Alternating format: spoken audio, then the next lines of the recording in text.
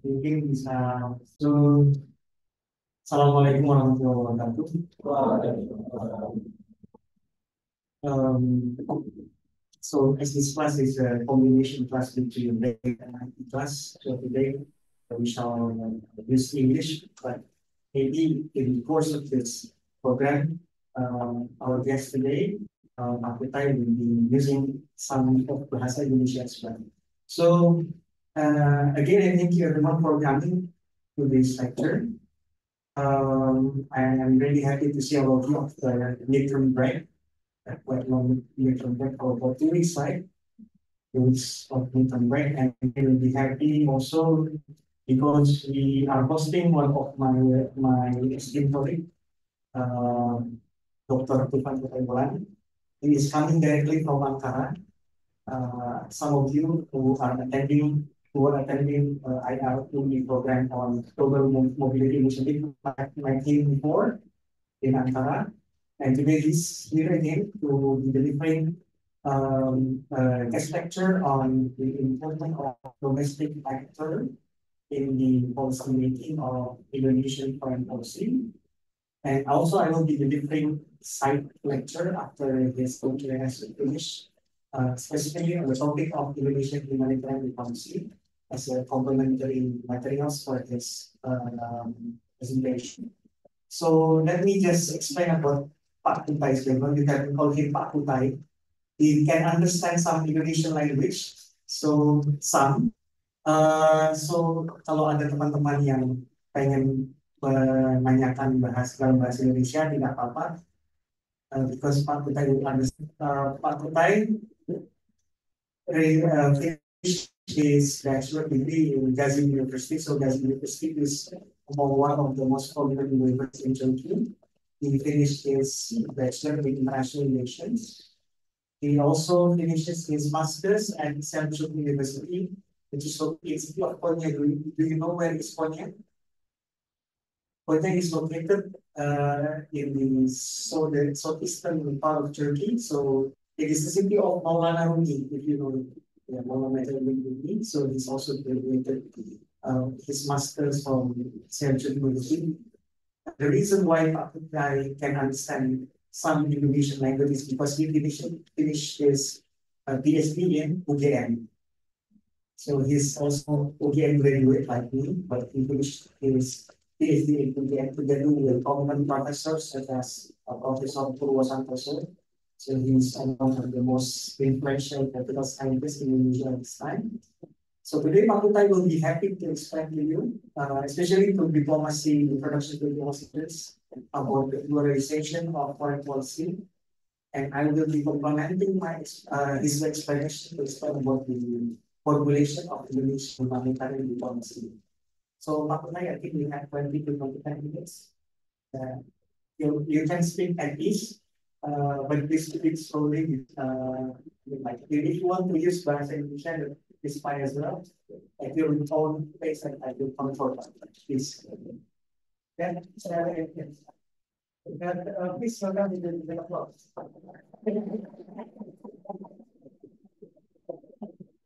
Thank you very much. It's a great pleasure to be here today. Like I said, probably some of you probably already met with them, and you were in Canada. I think it was in which month? September. Okay. Not this one. Okay. So after a long time, it's really good to back to Georgia for me again. I will miss Georgia. Georgia is my second home. I lived in here like 4.5 years while I got my PhD in here. So it's like maybe I do yeah. Dari saya bisa membahas Indonesia juga. Today I chose this topic, which is this globalization of foreign policy. Mungkin ada yang tertarik tentang kebijakan luar negeri juga di sini. Sebagai kalian tahu, analisis kebijakan luar negeri itu salah satu bagian di hubungan internasional. Jadi hubungan internasional dipersiapkan ke salah satunya politik internasional, salah satunya analisis kebijakan luar negeri, dan saya kuliah di UGM. Ya, saya memilih topik yang tertarik buat saya. Memang saya tertarik sama analisis kebijakan luar negeri, tapi kalau misalnya karena saya di Indonesia, apa yang saya bisa ya saya cari waktu itu dulu. Nah, jadi setelah saya baca banyak tentang sejarah Indonesia, politik Indonesia dan segala macam, saya menemukan topik ini. Saya bisa buka di program karena ini agak cukup jauh. Ini tentang pluralisasinya kebijakan luar negeri. Jadi kalian pas saya ngobrol, saya juga mau kalian juga mikir apa artinya pluralisasi buat kalian gitu. So,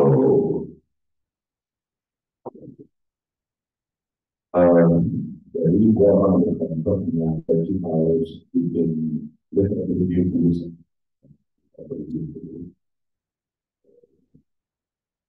Ya, sebelum kita mulai di sini ini kontennya ada apa? Research background dulu.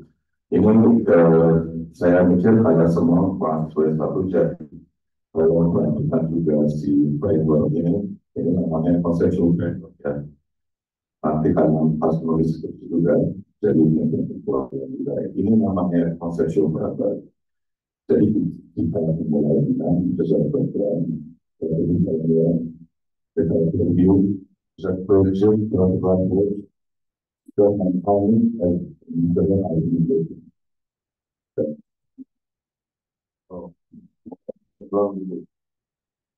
Jadi, so if we talk about this, the background, and if we talk about the pluralization of technology, we have to diversify into. We have to look at the New Order period. After that, we have to look at the Reformation period. So, like I showed you in the title, the pluralization of the foreign policy, the participation of the domestic actors, who are the domestic actors? In here, I chose Islamic political parties as well as Islamic Venezuela and Islam. This is a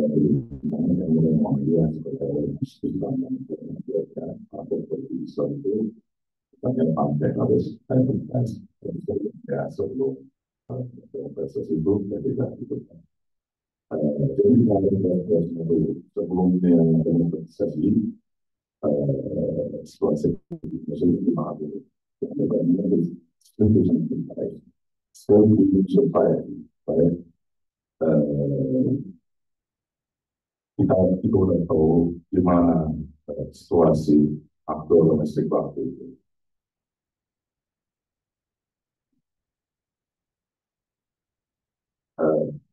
So the domestic actors that are strictly limited.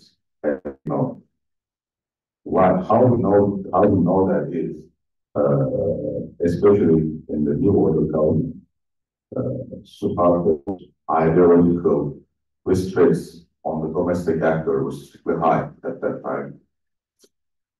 And those are of course, many Islamic political parties were also shut down. They were ideologically restricted, as well as the Islamic interest groups as well. They were strictly ideologically restricted. But after the democratization period, as we know, Islamic political parties founded. Also, the Islamic interest groups such as Nahdlatul that they can have a chance to implement their ideas in the, what is that called, in the politics as well. So this situation was different. And of course, this is the background. This is the background. Kita udah mau tahu semua ini. Di sana negara masalah. Di sebelah sana di dalam itu pesan tentang kebijakan luar negeri Indonesia. Dibesarkan dari Islam di kebijakan luar negeri Indonesia dan demokratisasi dan kebijakan luar negeri Indonesia. Ya, misalnya kalau misalnya Islam and Indonesian foreign policy say that examine the influence of domestic actors, especially Islamic groups in foreign policy, with their model island is being used as a tool by the state in foreign policy after the democratization process. Which means that after the democratization process,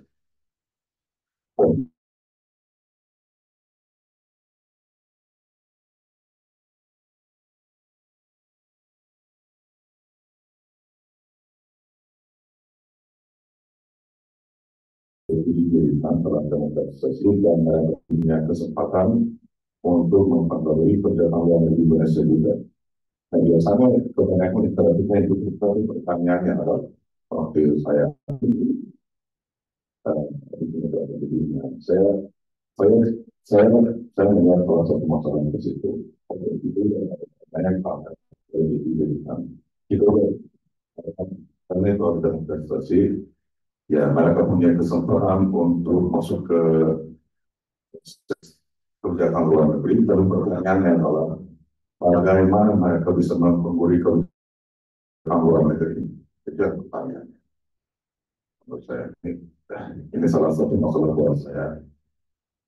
Saya ribet, saya katakan ini mungkin kita kayak gini, tes tapi dia akan kayak gini. Tapi di sini kita cuma luar biasa, jadi saya akan mohon maaf ya. Okay. So the research question is, yes, how Islamic political parties and interest groups contributed to the liberalization of the trade policy after the Reformation period. So we have to know that sebelum demokratisasi ini, setelah demokratisasi ini, jadi apa perbedaannya sebelum dan setelah demokratisasi ini, how the domestic actors influence the trade policy. Sampai sekarang sudah paham konsepnya kan? Okay. Yes. Yes. So, untuk menjelaskan ini kita butuh pendekatan keluarga. So, how do I say that pluralization is because I chose the model to explain it, which is that plural. Okay. Status model basically saying that the decision makers of the state do not aim to obtain support of the other actors in society. Okay. The decision makers who are like, mostly in the decision makers will representing the national interest social groups and for the decision maker. Therefore, it's not meaningful to examine domestic actors in strong status pretty. So let's connect the actors involved into foreign politics in strong executive mechanisms. Simply made by specific foreign policy should be not connected with the domestic actors. If you look at this theory, which delegate is this in Indonesian politics? An idea. Jadi, problem itu karena dia udah kuanti politik dan Indonesia juga menurunkannya cara yang memang di Indonesia. Ada yang ide? Ada pas?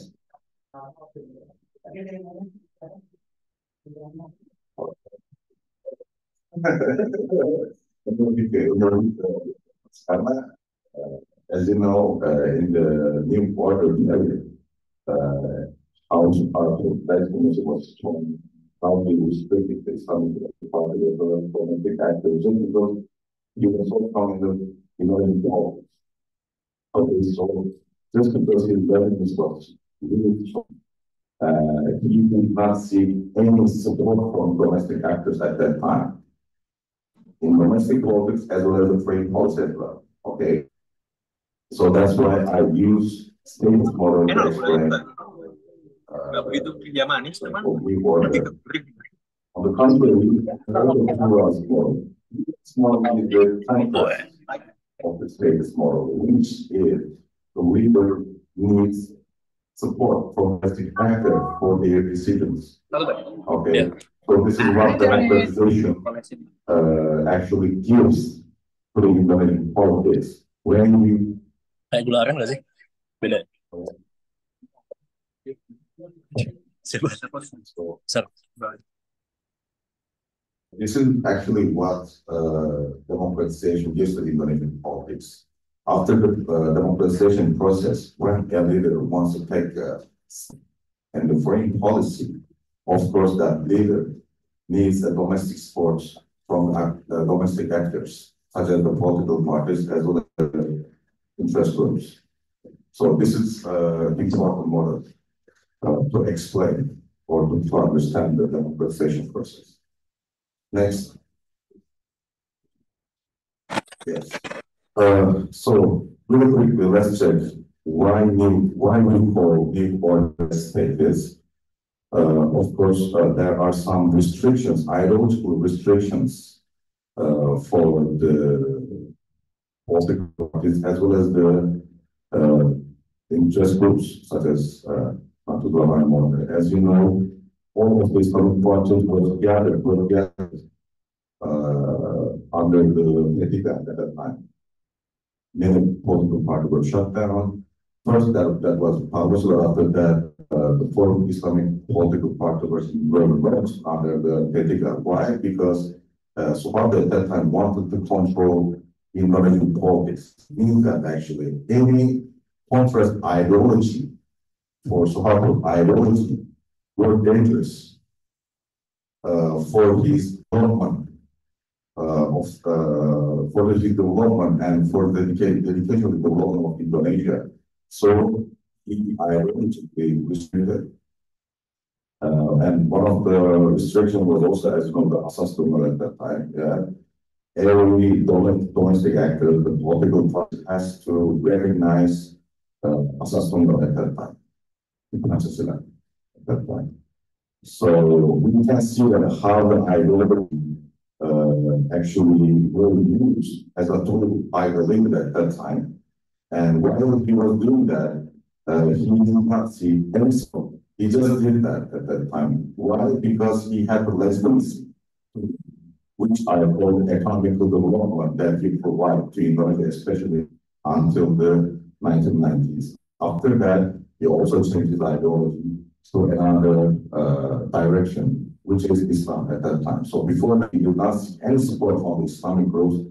But after the 1990s, he also started to search for another legitimacy. So this is called statist theory of Indonesian politics. But yeah, of course, after the 1990s, he started searching for new legitimacy, which is Islam. As you know, each metodologi waktu itu. Kenapa misalnya kita bicara sebelumnya Soeharto itu tidak membutuhkan domestik aktor pendukungnya aktor domestik. Tapi setelah 90-an dia mulai itu. Karena apa menurut kalian? Kadang kan setelah 90-an Soeharto itu mulai dekat sama aktor Islam, tapi sebelumnya tidak apa. Ada ide, ada yang ide. Karena his legitimasi dia hilang setelah 90-an. Jadi kita selalu memeriksa legitimasi baru dari Islam waktu itu. Jadi, so that notion is so important. When LD lost his legitimacy in the domestic case, he started to searching for the new legitimacy, right? Even though that legitimacy is contrary to his original ideology thoughts or his backgrounds. Okay. So actually, in that period, Suharto's needed the support of the Islamic actors at that time. And I want to give an example, which is Perang Bosnia waktu itu, untuk menjelaskan pluralisasi di kebijakan luar negeri. Jadi, before the 90s, you cannot see any moment that the domestic actor can influence the Indonesian foreign policy making. You cannot give probably any example, but after the 90s, aktor-aktor domestik mulai masuk ke pembuatan kebijakan luar negeri. Karena apa? Karena mereka sudah punya space untuk mempengaruhi kebijakan luar negeri Indonesia yang dibukakan oleh Presiden Soeharto. Ya, di perang Bosnia misalnya waktu itu di awal banyak aktor domestik maunya tentara Indonesia masuk ke Bosnia. And in the beginning, actually, Soeharto didn't want to involve this war. He didn't also want to involve Indonesia to this Islamic, let's say, problems in the global politics. Because from the beginning, actually, Suharto's intention was not to involve any Islamic global problem in the world. Because actually, the reason for that was this kind of motivation were a contrast with his own ideology. But after the 90s, just because he gave a space for the Islamic domestic actors, what to do? Because he was taking his new measures from this kind of approach. So actually, many domestic actors, many Islamic domestic actors in the Bosnian war pushed Suharto to involve in the Bosnian war. So in the end, probably also there are other banyak protokol yang terkenal Suharto itu udah terbang ke Bosnia, udah di daerah gitu. Jadi ya itu kalau bisa dipaham di situ bagaimana aktor domestik itu bisa kerjaan luar negeri di Indonesia waktu ini ya. So this if you give some actors a space to take their legitimacy, they have a chance to influence your free policy making. Next. Transformation to progress. Yes, setelah demokrasi, saya lihat dari 1998 sampai 2004 itu kayak transisi aja buat demokrasi ke luar negeri Indonesia karena yang pertama presiden ini belum masalah di domestik Indonesia jadi tidak ada banyak kejadian di kebijakan luar negeri Indonesia. Biasanya presiden-presiden itu terlalu fokus ke reformasi di politik dalam negeri. Tapi setelah pulang dengan SBY, ya, lalu kita bisa lihat pluralization of the foreign policy. So at that time, ya sebagai tahu SBY muncul sebagai presiden Indonesia itu negara yang Islam, demokratik dan modern. So kita harus paham bahwa apa yang memperbedakan demokrasi dengan Orde Baru. Karena setelah demokrasi apa yang partai politik muncul, ya, mereka udah punya kesempatan untuk masuk ke kebijakan luar negeri. But the question is, what is the difference before and after the democratization process? So, ya, di era demokrasi kita pakai yang model pluralis yang saya jelaskan. In the pluralist model, mostly the leaders need domestic actors' support when they taking a decision on the foreign policy. However, after I did my research, in terms of democratization in Indonesian foreign policy, not always the leaders needs the support of the domestic actors. What I found at that time, if it is only ideological international issues, and then the leaders needs the support of the domestic actors. For instance, 2007 nuclear issue, okay? So in 2006, United Nations Security Council passed a resolution in which Indonesia as a member of the US Security Council at the time voted in a favor. So ini di resolusi pertama, Indonesia juga setuju untuk sanksi buat Iran karena aktivitas nuklir. Itu di awal, itu resolusi yang pertama.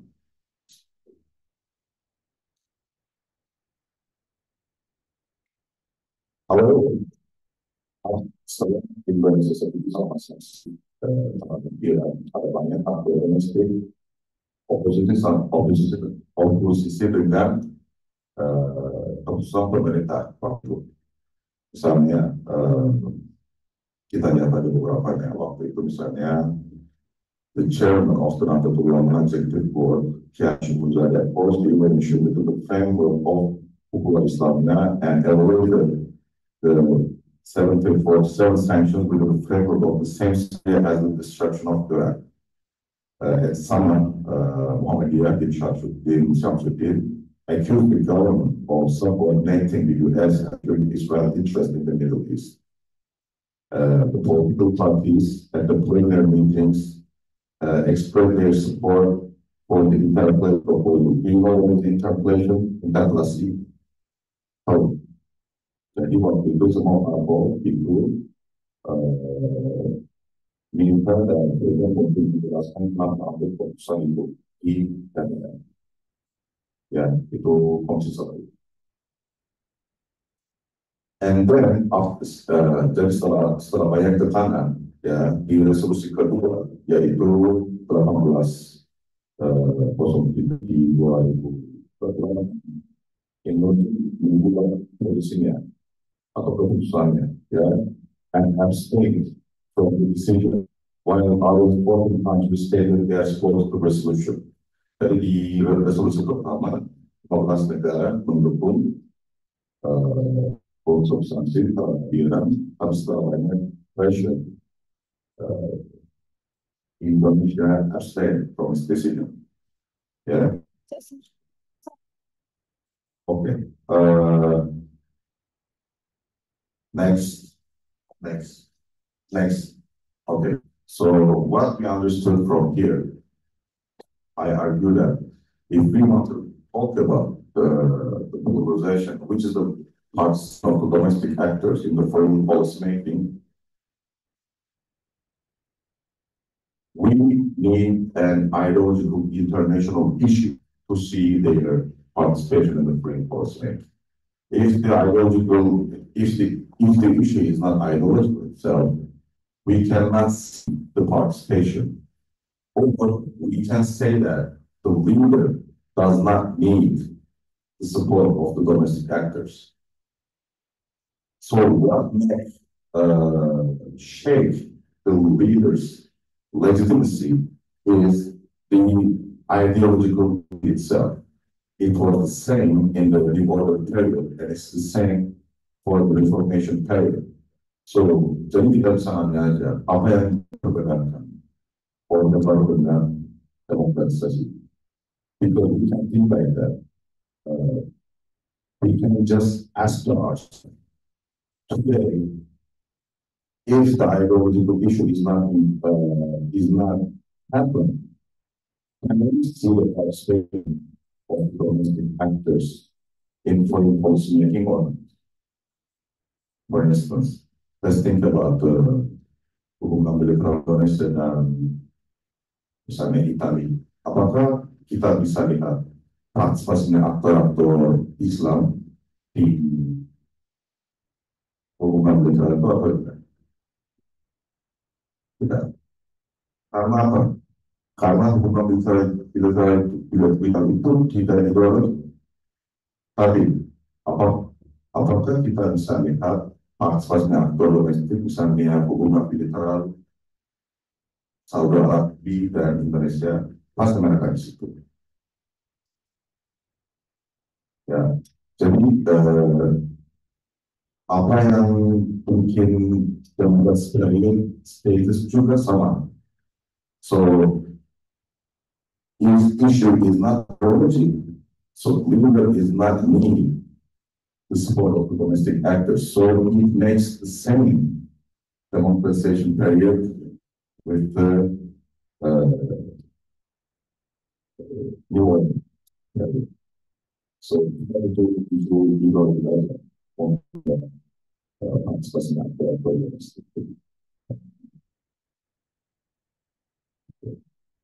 So my nation, thank you very much for listening in. Bye.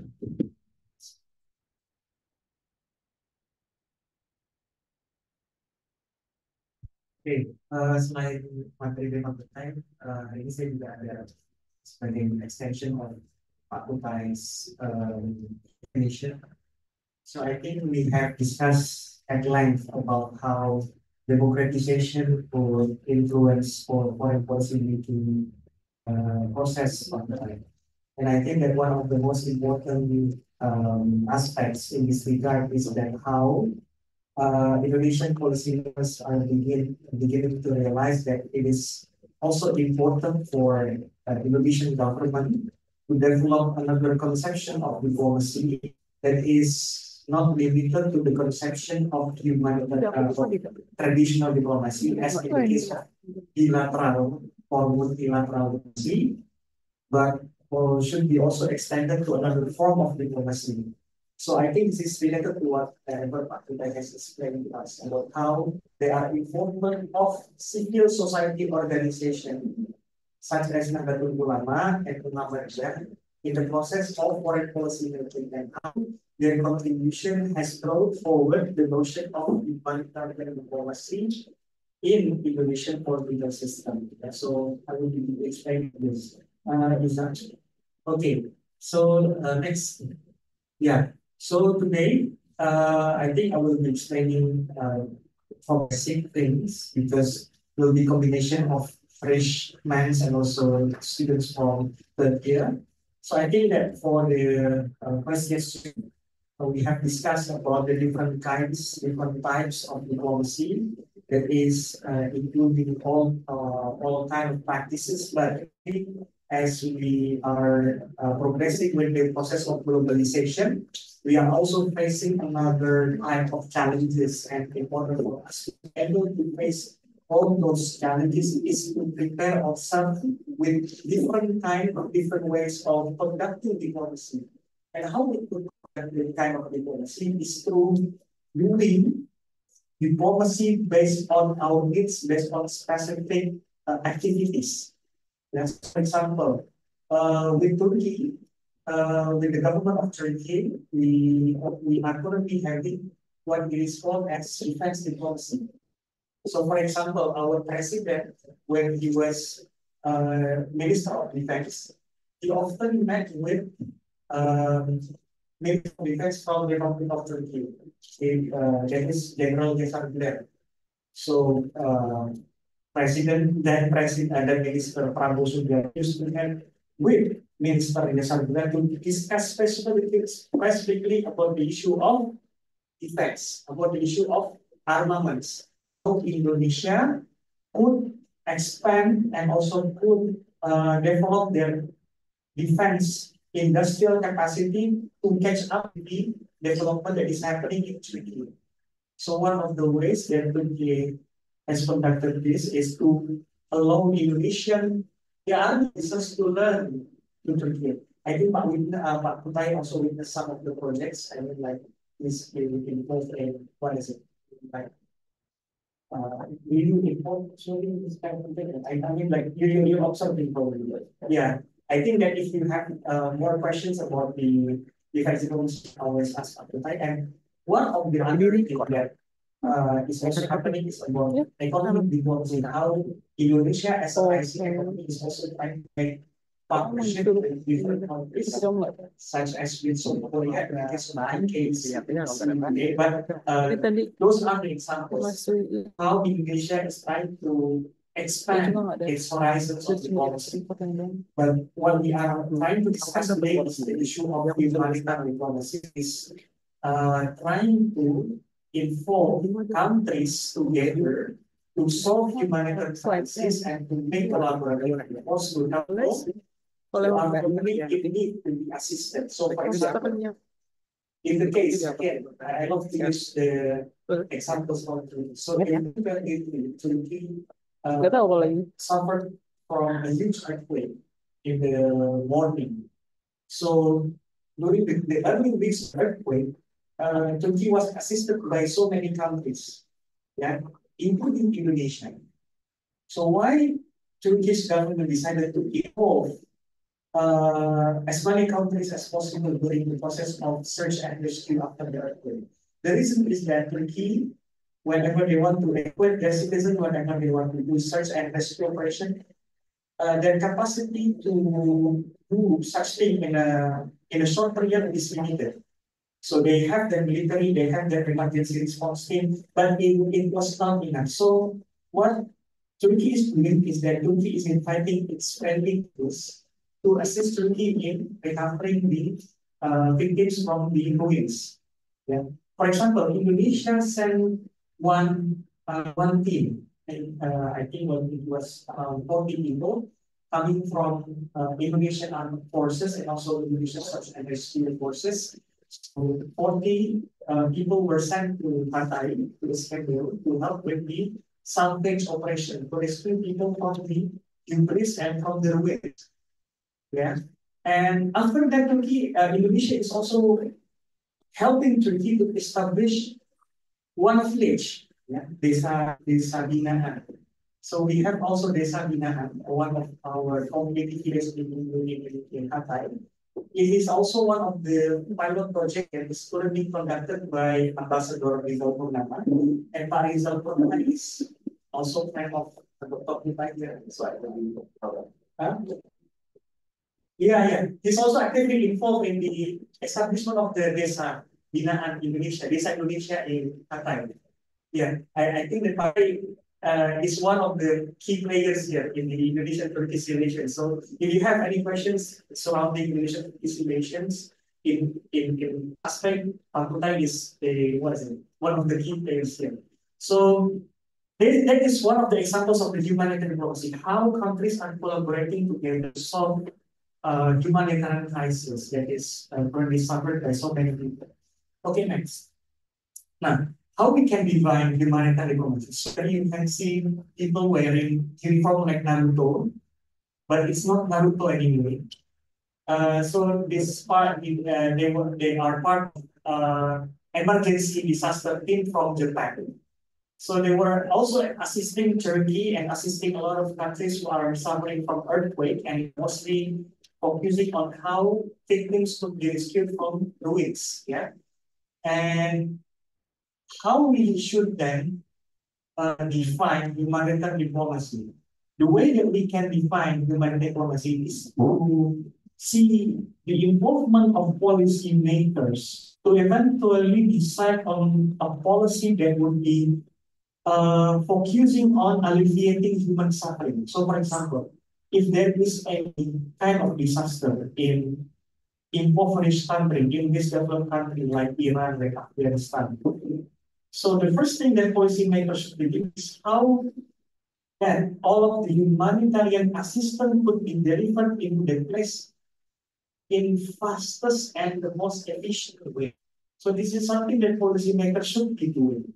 In order to conduct that, they have to do humanitarian diplomacy. They should coordinate with relevant parties, relevant actors, such as with United Nations, with foreign countries, with many actors in the region. So, for example, if the earthquake is happening in Indonesia, the responsibility lies not only with the Indonesian government, but also with ASEAN, with United Nations, and with Indonesia's neighboring countries such as Malaysia, Philippines, Singapore, especially those countries who are having enough financial capacity to help Indonesia who are suffering from earthquake. So that's the thing. So humanitarian diplomacy is about how you can coordinate together to solve a crisis quickly. Okay? So this is the simple definition of humanitarian diplomacy. Okay. So when we are to discuss about the humanitarian diplomacy, it is not only talking about how we can deliver assistance quickly, but also safely. Now, in regards with this, I think it's very relevant to us for us to talk about the case of Gaza. In Gaza, there's a significant limitation for the international community to actually access Gaza territory because of the impediment caused by Israel. I mean, like a lot of limitations. to deliver all of the assistance due to the limitation and restriction put forward by the Israeli regime. Actually, we have sent a lot of assistance to Gaza, and the Indonesian people are very much welcome to be really generous. I mean, if you see kotak sedekah in restaurant Padang, you can just pay without knowing where the money would go, right? Indonesian people are so generous. It's not like in Turkey, I mean, like Turkish people are more cautious about donating things, but in Indonesia we are so generous to the point that if we see kotak sedekah, we just put forward like 1,000, 2,000, 3,000. We are thinking who will be the beneficiary of this sedekah. Might be terrorists, it might be someone else. My point is that Indonesia has invest a lot of money to Palestine. I mean, like delivering a lot of tons of goods to Palestinians, but these goods were never being effectively delivered because there is always a problem to ensure the impartiality and independence of humanitarian actors working in Gaza. To the point that Israeli are always conducting attacks against these humanitarian workers. So this is the difficulties. So humanitarian diplomacy is always talking about how we can ensure the safety, the independence, and the impartiality of humanitarian workers working in Gaza. Yeah, so it is not just about bringing all of the blankets, bringing all of the food, but also how to make sure that all of the foods are received by the Gaza people safely. Yeah, it's also about how we can ensure that all of these items could be received by the people without kind of harm. I mean, they just receive the item without having to be attacked again by Israeli forces. That's the thing. Humanitarian diplomacy is also to ensure that people are receiving the donation, the aid without any kind of harm, without any kind of operation conducted by the oppressive regime. That's the thing. So, United Nations should be trying to mediate the needs between the population, the oppressive regime, and also the resistance movement working in the territories affected by conflict. So they should be working with all parties to ensure that civilians living in the territories would enjoy food, would enjoy basic needs. They need to live like a human. These people will continue their life even though there is conflict. But sadly in Gaza, even for like 2 months now, they could not enjoy eating back. Because why? Because there's no water, there's no soap. Yeah, so a lot of Gaza are currently suffering from skin related diseases. Yeah. The main aim of humanitarian diplomacy is about deconfliction, mengurangi konflik, menghindari konflik. Deconfliction is also about how we can decrease the amount of conflict by ensuring that one of the primary goals of humanitarian action is humanitarian diplomacy is to reduce and to resolve conflict. If the conflict is always going on, how you can make sure that people are living safely, and how could you make sure that all of the people could enjoy all of the donations living safe? It is hard to live within a conflict. I mean, like this is not easy. Whenever you are living in conflict, you cannot eat safely, you cannot take baths safely, you cannot take your lessons like this safely. That's why one of the primary aims of the humanitarian diplomacy is to resolve conflict. The second one is to remove obstacle. Remove obstacle is to make sure everything or every party who is serving as a primary obstacle to humanitarian action should be removed at the first place. So if the obstacle is the Israeli army or Israeli forces, they should be removed. I mean, like they should be demilitarized, and they should only act as security guarantee. That's the thing.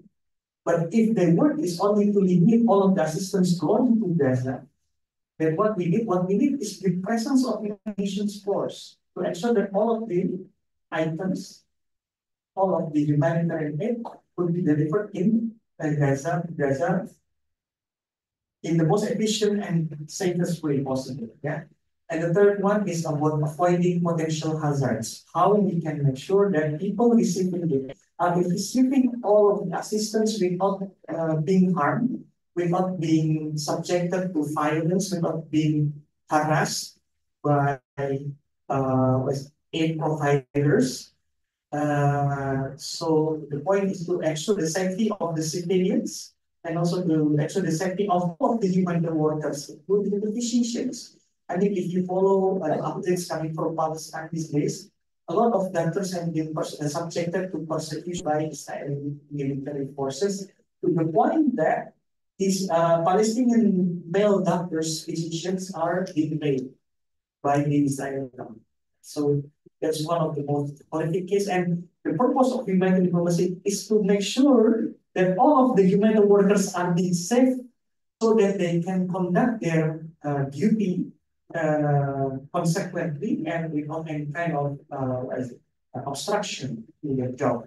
That is why that is how we can ensure the security of everyone working in the humanitarian mission.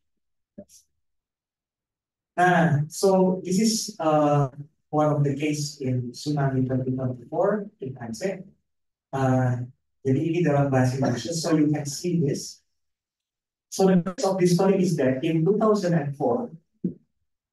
it was in the last days of 2004. So during that time, when the aid was coming to Aceh, what we can witness during that time is that the Aceh's government was trying to coordinate together with military to deliver aid. Why? Because a lot of people in Aceh back then were supporters of Gerakan Aceh Merdeka.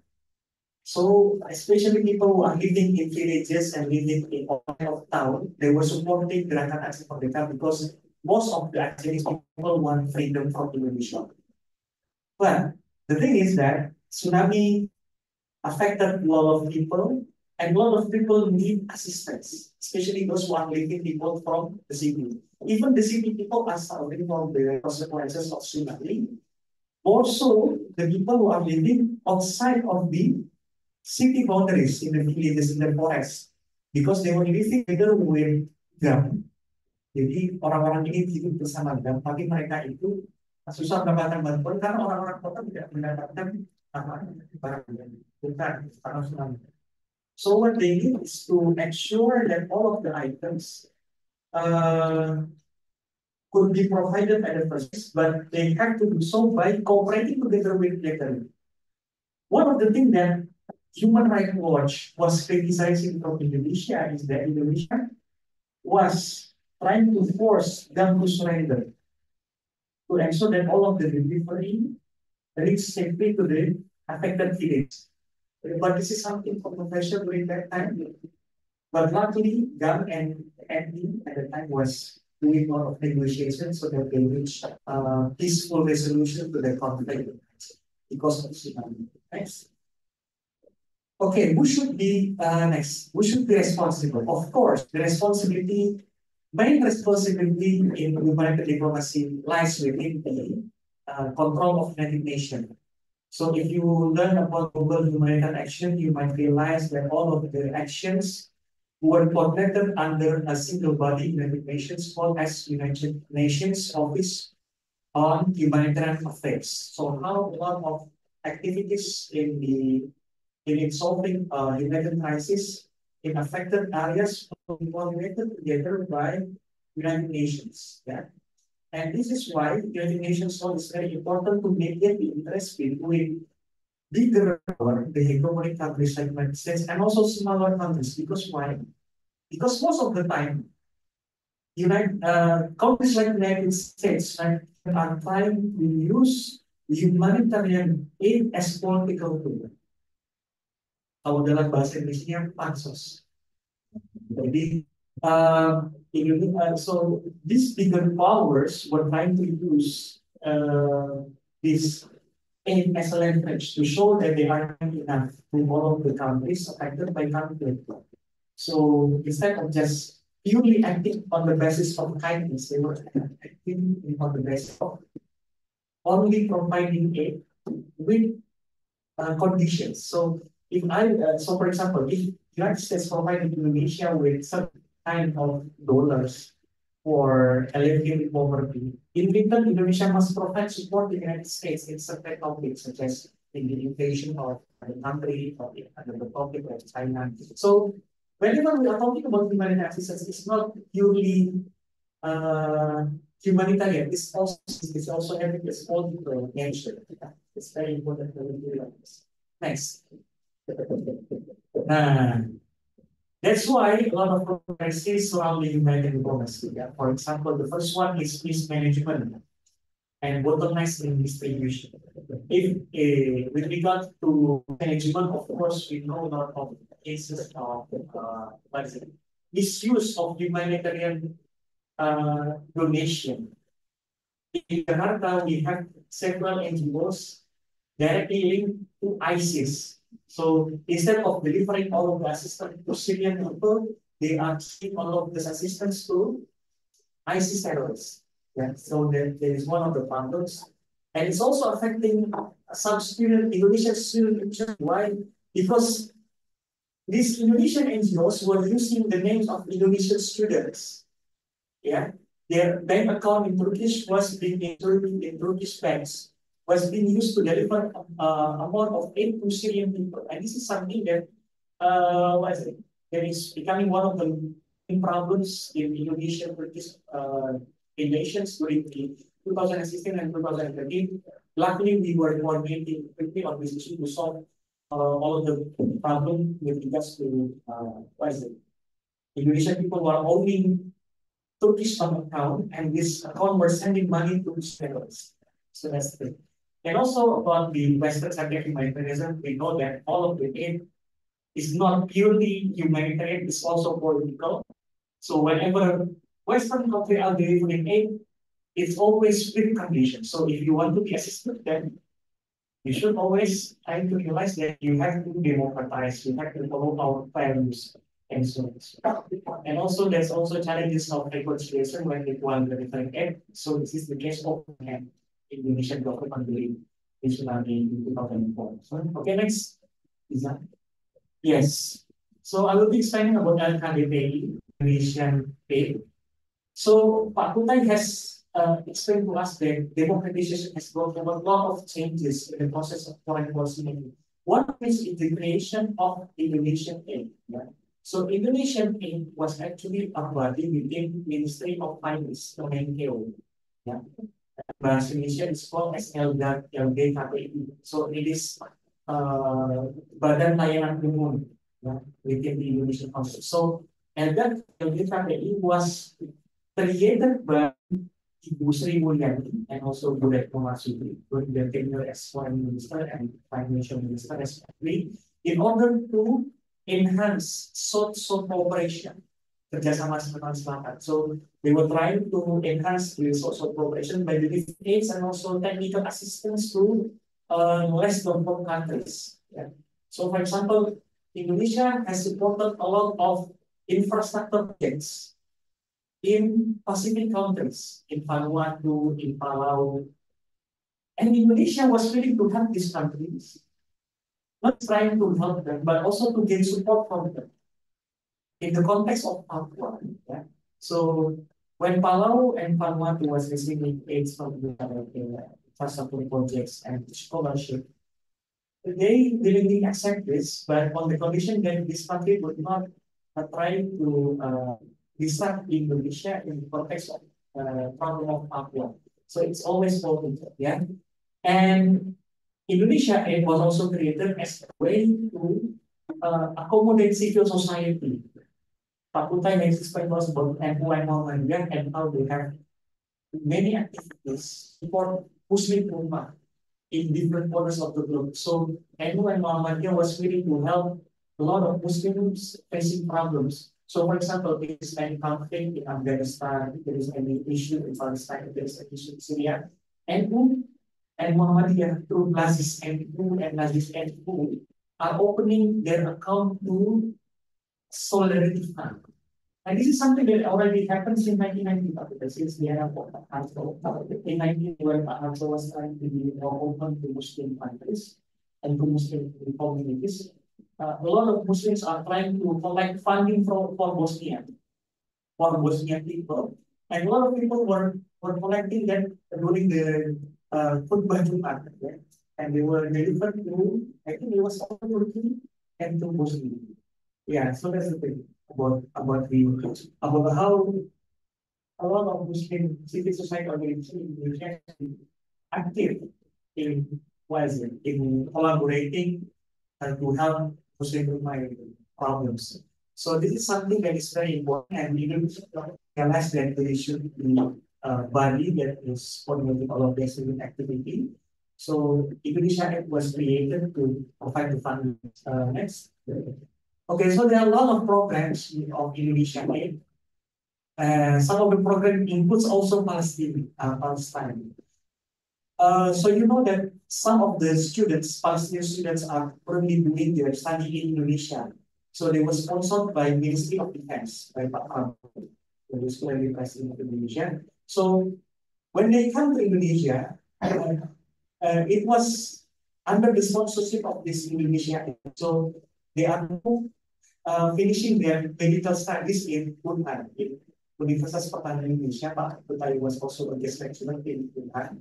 So he's working in different forums in Indonesia. And also this Indonesia Act was also directed to developing and less developed countries. Like Indonesia is sponsoring the construction of bridges. So a lot of construction companies in Indonesia involved in the process of technical assistance and humanitarian aid. So we were also providing vaccination to India, vaccinations to different parts of the globe, including Afghanistan and what is it? And Papua New Guinea and Timor-Leste. Yeah. So those are the examples of activities of Indonesia Aid.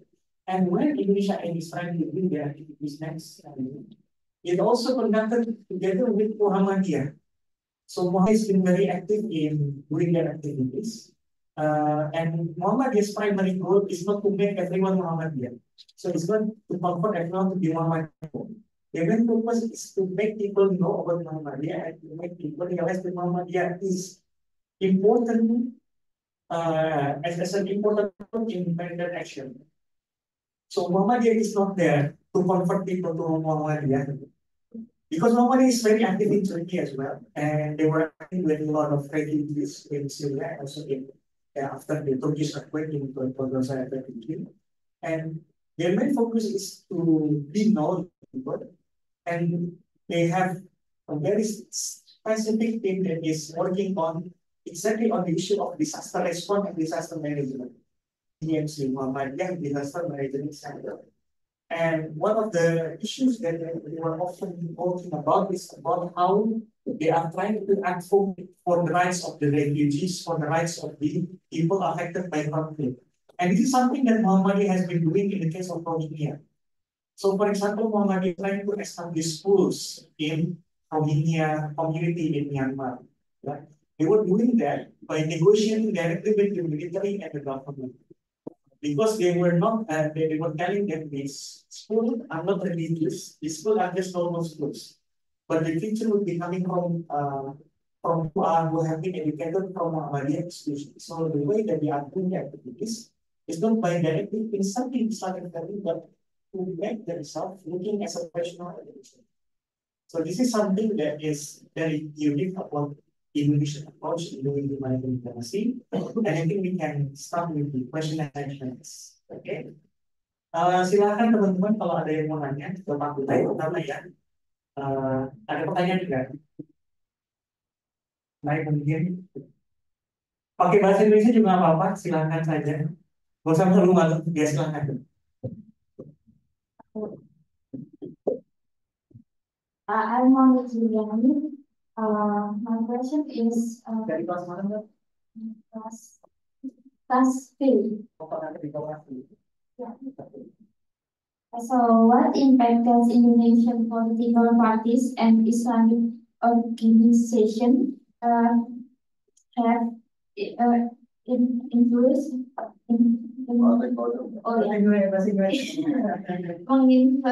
menginfluensi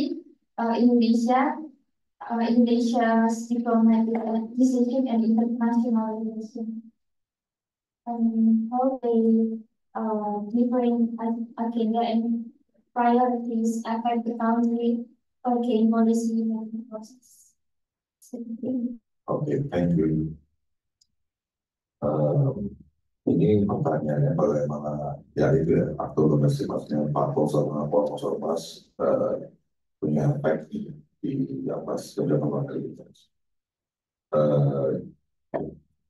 Jadi seperti saya tadi jelaskan, saya tidak ada perbedaan kalau berita itu bilangnya sebelum demokrasi dan setelah demokrasi itu kalau berbeda tentang pembuatan kebijakan luar negeri Indonesia karena sebelumnya itu otoritarian, kalau itu demokratik, jadi otomatis banyak perbedaan. Menurut saya tidak. Kalau itu pembuatan kebijakan luar negeri dan partisipasi aktor domestik. Jadi pertanyaan saya tadi itu adalah kapan si parpol itu masuk ke pembuatan kebijakan luar negeri atau proses kebijakan luar negeri, itu pertanyaannya. Walaupun ada demokratisasi, itu tidak berarti selalu si parpol sampai bisa memperburui kebijakan luar negeri Indonesia. Untuk memperburui kebijakan luar negeri Indonesia, kita butuh isu internasional yang ideologis. Kalau isunya bukan ideologis, pasti kita nggak bisa lihat parpol itu di proses pembuatan kebijakan luar negeri. Itu. Jadi kalian mikir aja, kapan misalnya PAN ngobrol tentang kebijakan luar negeri Indonesia, kapan PKB misalnya ngobrol tentang kebijakan luar negeri Indonesia, sama PKS. Terus atau pertanyaannya kita balikin dulu, misalnya hubungan bilateral saya seperti tadi contoh sana itu hubungan bilateral kita dengan Indonesia, apakah PKS atau PKB bisa ngobrol tentang itu atau bisa criticize sikapnya pemerintah? Tidak, karena isunya bukan ideologi, isunya bukan tentang Islam. Jadi apa yang memperbedakan demokratisasi dan walaupun karena walaupun misalnya demokratisasi karena pemimpin tidak butuh dukungan atau aktor domestiknya juga enggak kasih tekanan ke keputusannya pemerintah. Jadi itu kayak model cuma langsung ambil keputusannya karena tidak ada tekanan. So jadi intinya kalau kita butuh atau kalau kita mau lihat partisipasi aktor domestik, ini argumen saya pasti sebagai mahasiswa doktoral, kita butuh isu internasional yang kita wajib.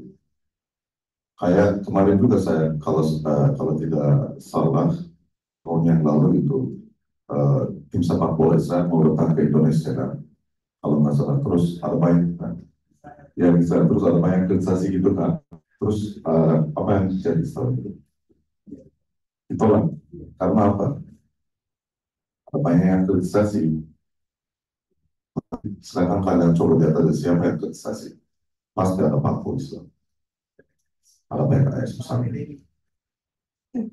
Ormas Islam juga yang juga kritisasi. Terus sikapnya pemerintah gimana? Sumber. Nah kita mikir itu tentang tim sepak bola aja ya, tapi isunya ideologi. Itu maksud saya. Walaupun itu misalnya tim sampai itu isunya ideologi, jadi aktor domestik bisa mempengaruhi kebijakan luar negeri Indonesia atau keputusan yang pemimpin Indonesia. Kalau isunya bukan ideologi, pasti pemerintah juga akan nanya ke aktor domestik juga, dan aktor domestik juga pasti tidak ada kesan untuk masuk ke pembuatan kebijakan luar negeri. Sekarang lebih jelas mungkin argumen saya. Oke, ya, terima kasih. Ada lagi mungkin?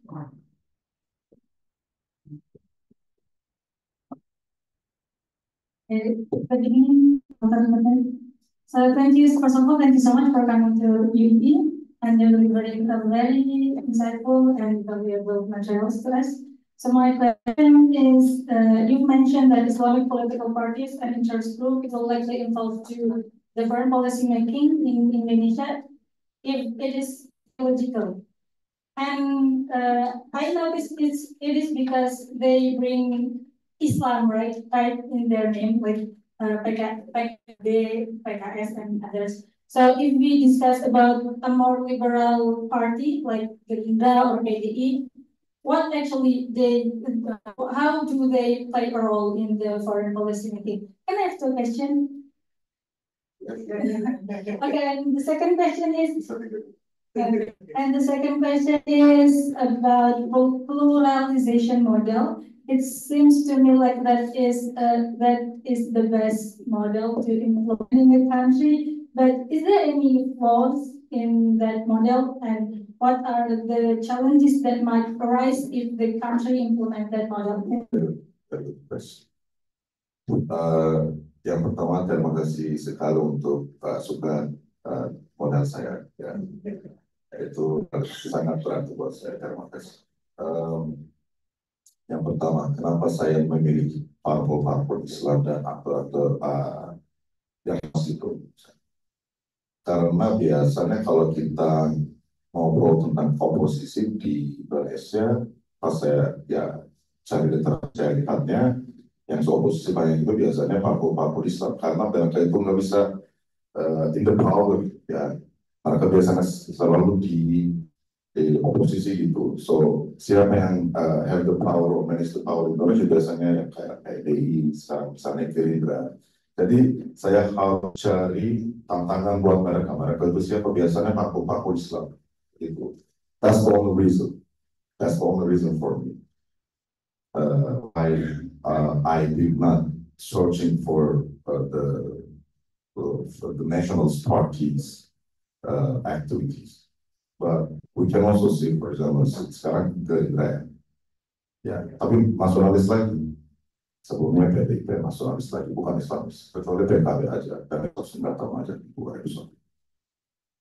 Dan waktu itu ya seperti saya tadi menjelaskan, kita nggak bisa lihat pluralisasi juga itu karena masih transisi ke democratization. Jadi kita nggak bisa cari. Jadi itu bukan ya kalau misalnya who hasn't the power if it is Islamic Party, kita harus cari dari ini partai nasionalis sebagai I'm talking about the challenge or who gives the pressure or gives the support. That's only the second question of you. What are the flaws of my model? Ini juga terkait sama pertanyaan yang tadi. Ini kan soal jasa apa yang saya cari sebagai aktor domestik. Tapi gimana misalnya kita mikir tentang negara-negara Kristen, misalnya ya Brasil misalnya.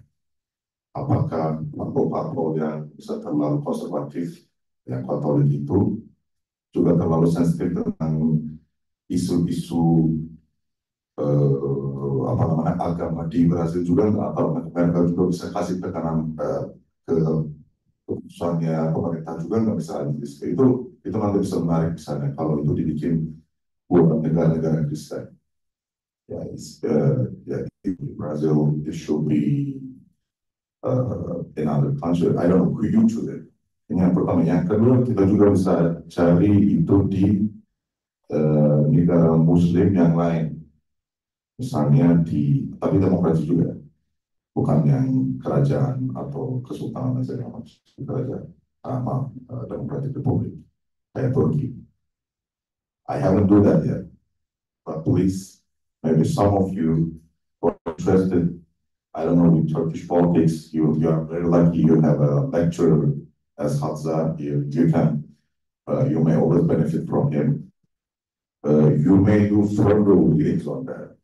Maka itu sama juga di misalnya di Turki. Silakan.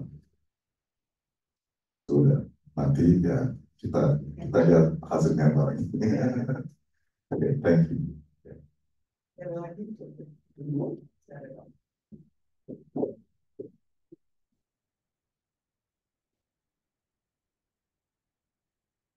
Nama saya Raka dari pengantar diplomasi kelas B. Ini bertanya mengenai aktor domestik. bagaimana aktor bisa terus berkembang, terutama untuk perkembangan kebijakan Indonesia, terutama aktor Islam. Seperti yang saya tahu, Indonesia itu gak akan bisa terlepas dari buzzer, bisa mempengaruhi masyarakat dan juga pemerintah. Seperti contohnya yang saya tahu adalah kericuhan yang ada dibahas sama Pak Hajar mengenai pengungsi Rohingya. Yang apa adanya kerusuhan mengenai kepentingan oknum tertentu dan bagaimana isu seperti itu apakah bisa mempengaruhi kebijakan.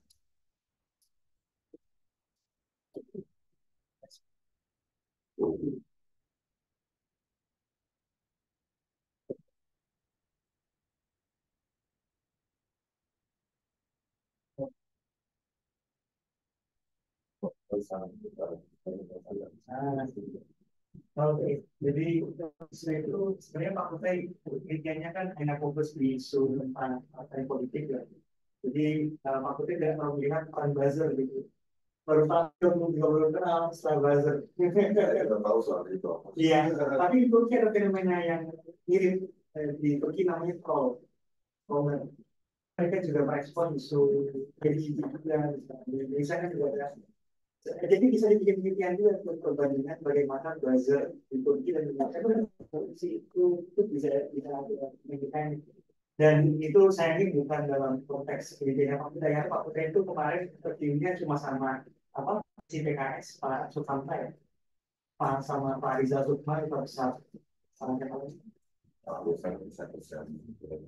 Oh, dosen UIG juga, karena orang Muhammadiyah, sama Pak Purwo juga orang itu, sama orang PKB. Oh, di KBRI juga. Jadi memang pertanyaannya di luar konteks pendidikan Pak Kutai. Tapi makasih Mas. Apa-apa. Ada lagi mungkin yang lain yang masih penasaran? Apa sudah dianggap cukup? Si ada terima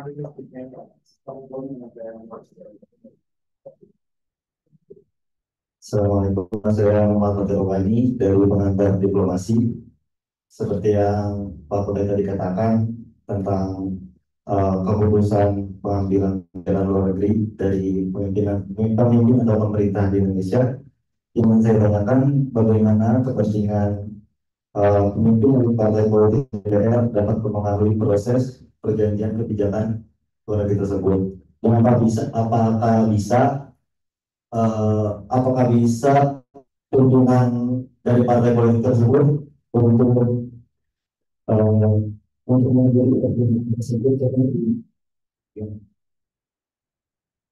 apakah bisa pemimpin partai politik tersebut bisa memulai proses ratifikasi perjanjian dengan negara-negara strategis seperti China atau Amerika tersebut.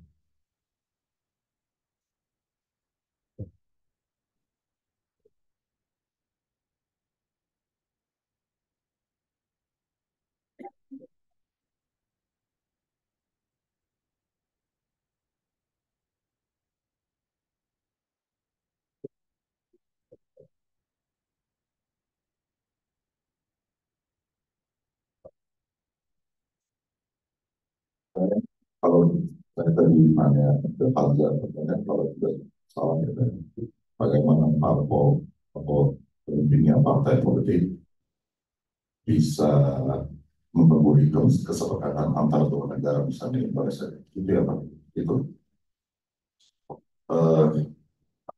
menurut saya jadi ini salah satu findingnya juga ya riset saya. Jadi buat saya parpol Islam biasanya di Indonesia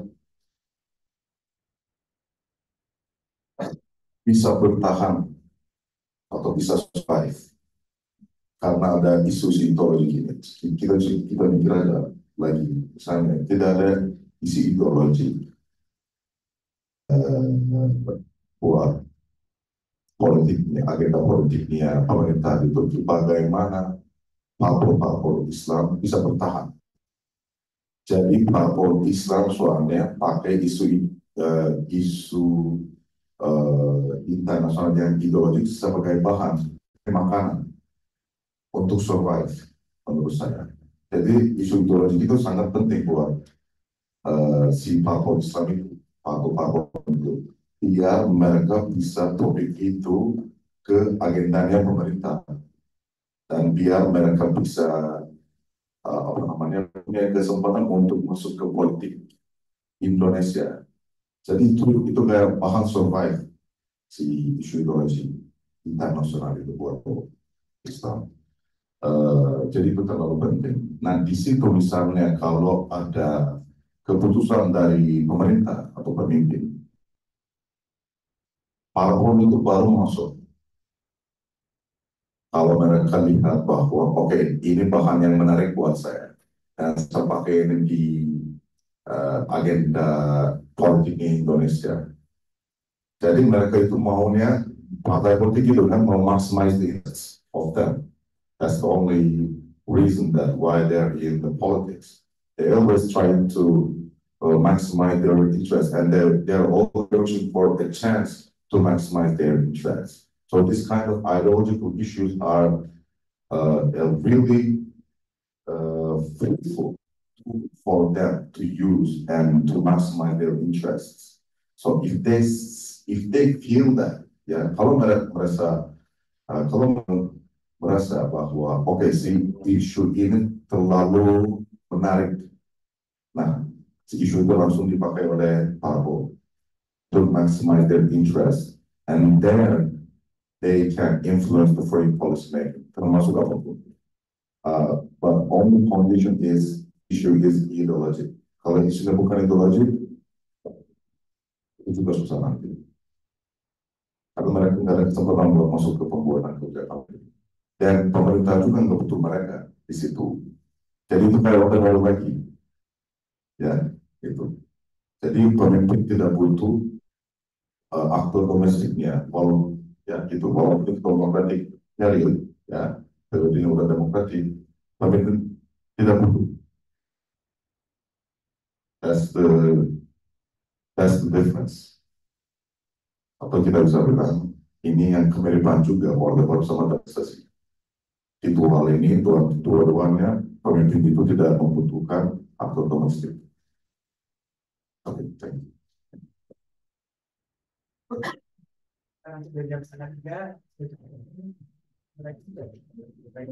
Makasih kalau kita kasih tangan dulu buat Pak saya. Ya mudah-mudahan nanti ada yang bisa ketemu Pak Kota juga di Turki ya, seperti beberapa teman-teman lagi. Jadi mungkin segitu saja dari kami berdua. Insya Allah akan ada forum-forum lain bersama mitra-mitra hari ini yang lain. Dan kita ketemu lagi di kesempatan berikutnya. Assalamualaikum warahmatullahi wabarakatuh.